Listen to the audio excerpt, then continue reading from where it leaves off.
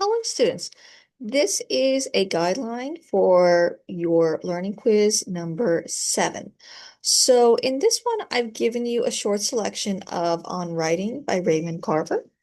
The selection was, it's possible in a poem or short story to write about commonplace things and objects using commonplace but precise language, and to endow those things, a chair, a window curtain, a fork, a stone, a woman's earring, with immense, even startling power. It is possible to write a line of seemingly innocuous dialogue and have it send a chill along the reader's spine, the source of artistic delight, as Nabokov would have it. That's the kind of writing that most interests me. And this is from Carver, page 1558. Now, what you are going to be doing is you're taking this concept of Carver that I've given you, this little piece of Carver that kind of, summarizes one piece of his concept, the idea of the commonplace. And I want you to apply Carver's theory about the commonplace being, a sign of good writing to any of the stories that we've read so far from the Best American Short Fiction 2024. So you're taking the Carver lens and you're applying it to one of the stories. Like, where do you see it, or potentially even like where is the author not using it? Does it kind of support Carver's idea, or does it show a failure of the writer if they don't have it? Can these two things agree? So can you take the Carver, for example, idea of the commonplace thing and object? Can you apply that then, for example, to, if you're looking at Phenotype by Alexandra Chang, the scene where KJ is rolling his socks up in these little ball, very neat little balls. He tucks them at the base of the bed. He says, "Oh, these are my favorite socks."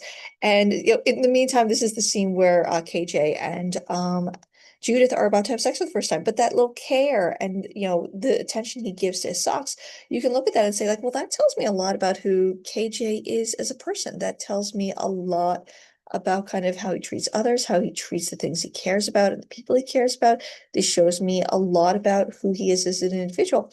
And for so for example, if I'm looking at Carver and saying like, oh, I can show how this example of what Chang is writing shows this idea of what Carver is saying is good writing. And so what you would want to do is you're going to give me a thesis sentence, a body paragraph, and a conclusion. Your thesis sentence can be just a sentence or two.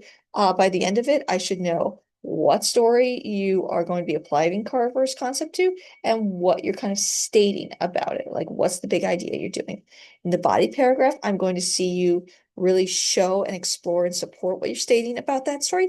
And that's also where you're going to be integrating a quotation from the Carver, or using this idea. I'm looking at this. I don't want you using I want you to be using a Carver quote. I can look right now and see this is something I used many times before. I'm saying quote from Hurston, use the Carver. So your quotation from Carver, you're going to choose a small selection from this short piece that I've given you, and you're going to apply it. So this Carver quote is going to support what you were saying about Alexandra Chang, or whoever, the writer that you've selected, the story that you've selected. Carver is your support for this. You're applying this lens.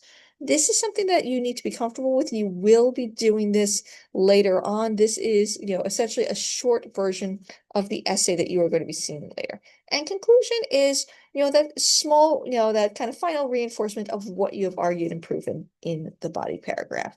So I hope for all of you, this is an interesting assignment. I am very much looking forward to seeing what you guys come up with. Thank you so much.